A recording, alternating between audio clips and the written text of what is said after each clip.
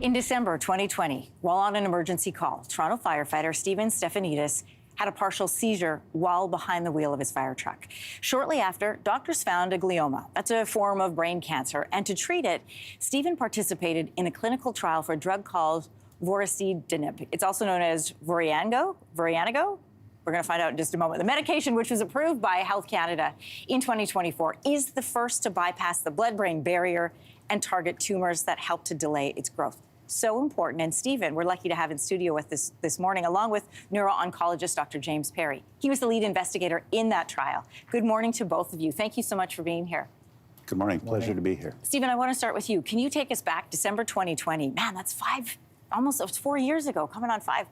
You had the seizure. What happened? And then how long until your diagnosis of brain cancer? So I was actually on shift working and driving the fire truck, responding to a medical call, and experienced a partial seizure.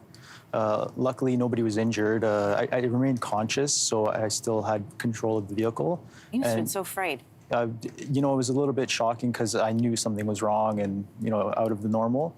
But luckily, my crew, especially my captain, they knew exactly what to do. They had me pull over, switch up drivers. We went back to the fire hall and had paramedics come and assess me. And they didn't find anything wrong, but they knew something was not normal. And that's when I was taken to a local hospital where they scanned me, and that's when they found the mass. And what was your reaction when you found out that was the diagnosis? At first, I didn't believe it. I felt like I was in kind of like a euphoric or dream state. I just didn't believe it. Mm-hmm.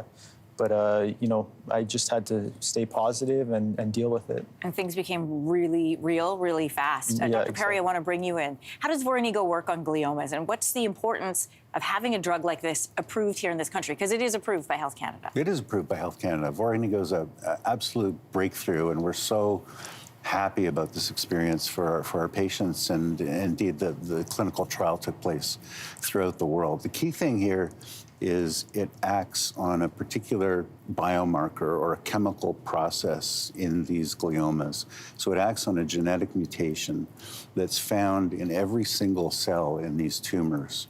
So these are diffusely infiltrative tumors through the brain. They grow very slowly, but they're deadly. And unfortunately, in Canadians between the ages of 30 and 40, it's the #1 cause of cancer death.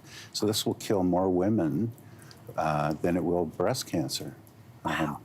And, we were showing it, the fact that it's in pill form is just remarkable, not invasive. Right. Something that allows you to carry on with life to some extent. What is treatment? What does your body do while you're in treatment? What did it feel like, Stephen? I didn't have any side effects or anything. Really? Yeah, so it was simply like taking a multivitamin, I guess, once in the morning. Like taking a multivitamin. Yeah. Man. Dr. Perry, what would Stephen's life have looked like had he not taken this drug? Yeah, so the treatments that we have, which are effective, but they have side effects. So it would have been radiation to the brain, and it would have been more traditional chemotherapy with its side effects. And because we know radiation can damage normal brain cells and chemotherapy can cause changes in the cancer that make it harder to treat down the road, we try to avoid those treatments for as long as possible. Because after brain radiation, if Stephen had it, when he gets 5 more years down the road, 10 years down the road in his 40s, he would have problems with his thinking and memory and just not be able to work. And right now we have someone that's, an able-bodied firefighter, maybe going to Los Angeles.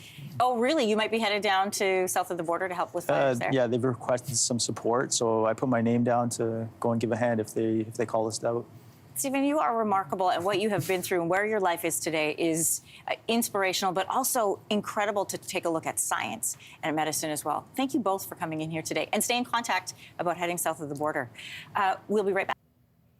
If you liked that video, make sure to subscribe to the Your Morning YouTube feed, where you can find all kinds of new content posted every weekday morning.